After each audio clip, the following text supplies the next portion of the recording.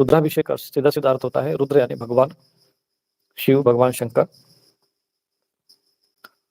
उनका जल से, दूध से, पंचगव्य से, गंगा जल से अभिषेक करने को रुद्राभिषेक कहते हैं। महाशिवरात्रि को रुद्राभिषेक कैसे करते हैं? जी सर।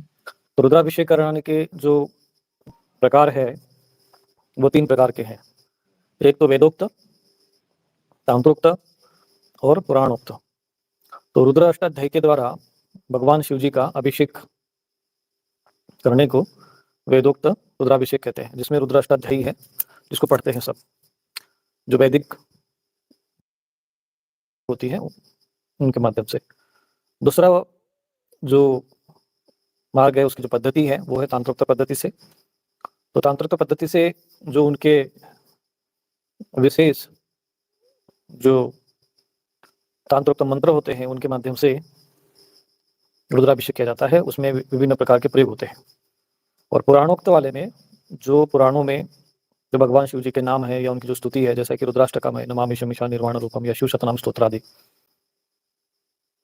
उनके माध्यम से अभिषेक करना, उन पर जल चढ़ाना। तो उसमें सबसे अधिक महत्व है गंगा जल का, दूध का, पंचगव्य का। अलग अलग पदार्थों से भी उनका अभिषेक कर सकते हैं। अभिषेक करते समय ये धारा जो उनके ऊपर गिराई जाती है शिवलिंग के ऊपर, वो खंडित नहीं रहनी चाहिए। अथवा आप यदि मंत्र से करते हैं, किसी नाम से जप कर सकते हैं, तो किसी आचमनी के माध्यम से भी उनको जल छोड़ सकते हैं। परंतु ये सबसे अच्छा है कि आपकी जो धारा है वो अखंडित होनी चाहिए। इसके लिए एक व्यक्ति पाठ करे, दूसरा व्यक्ति उसको श्रृंगी को धारण उसको पकड़ कर रखे, इस प्रकार से वो अभिषेक करे। इसमें कई प्रश्न भी है, जैसे कि हमारे एक वेबसाइट पर हमने शिव शतनाम स्तोत्र दिया हुआ था, शिव शतनाम मावली का भी मंत्र दिए थे। उसके माध्यम से सबसे अच्छा है कि आप अभिषेक करें, या तो रुद्राभिषेक रुद्राष्टकम पढ़ते हुए।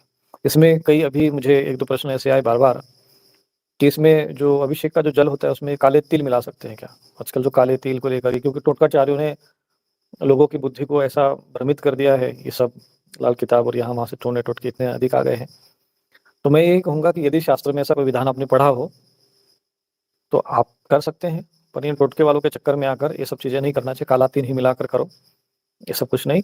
सीधा-सीधा ये है, या तो आप गंगा जल नहीं तो अपने सामान्य जल होता है, उसी को ही गंगे च यमुने चैव गोदावरी सरस्वती नर्मदे सिंधु कावेरी जलेस्मिन् सन्निधि कुरु, ऐसा बोलकर 7 नदियों का जो आह्वान उस जल में करें, और ये वो एक प्रकार से तीर्थ जल बन जाएगा, उससे भी आप अभिषेक कर सकते हैं। अन्यथा जो गाय का दूध हो, शुद्ध गाय का दूध होना चाहिए, भैंस के दूध से न करें, या तो फिर पंचगव्य से। पंचगव्य बना सकते हैं। एक तो पंचगव्य होता है, पंचगव्य का अर्थ होता है दूध, दही, घी, गोबर का रस और गोमूत्र। ये 5 पंचगव्य जो पदार्थ होते हैं वो पंचगव्य माने जाते हैं।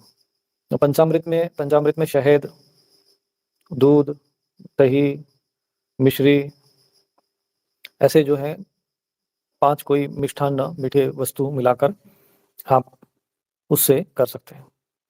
तो ये पंचामृत होता है। तो पंचामृत और पंचगव्य ये 2 चीज़ें अलग-अलग है। पंचामृत में आप मिश्री, शहद मिला देंगे तो पंचामृत हो जाएगा।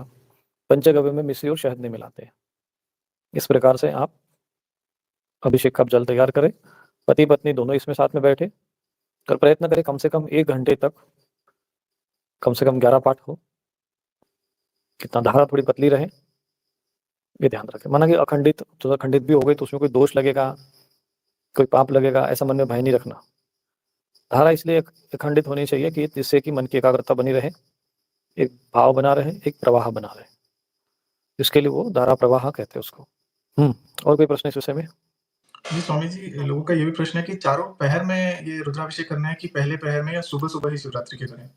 नहीं, अधिकांश लोग क्या करते हैं, शिवरात्रि आती है तो प्रातः काल अपना पूजन कर लेते, रुद्राभिषेक कर लेते हैं। उन लोगों को ये समझना चाहिए कि यहाँ पर शिवरात्रि का महत्व है। तो इसी शब्द से समझ सकते हैं कि ये पूजन जो है रात्रि में होना चाहिए। तो दिन में आप किसी प्रकार का भोजन न करें, व्रत रखें, जल आदि चाहे तो लेना चाहे तो ले सकते हैं, थोड़ा फल वगैरह ले सकते हैं, और फिर आप सायंकाल 6 बजे से आप जैसे सूर्यास्त हो जाए तो आपका प्रहर शुरू हो जाता है। 3-3 घंटे के हिसाब से प्रहर मान लीजिए, 3 घंटे की एक पूजा होगी। तो चारों प्रहर में 4 पूजा करनी है आपको। चाहे तो आप पार्थिव शिवलिंग बना लीजिए या तो फिर आप उसी से कर लीजिए। पूजन करने के लिए आपको नित्यकर्म पूजा प्रकाश पुस्तक आती है, उसमें पार्थिव शिवलिंग का पूजन दिया हुआ है, तो उसी पूजन पद्धति से आप अपने घर के जो शिवलिंग है उसका पूजन कर सकते हैं।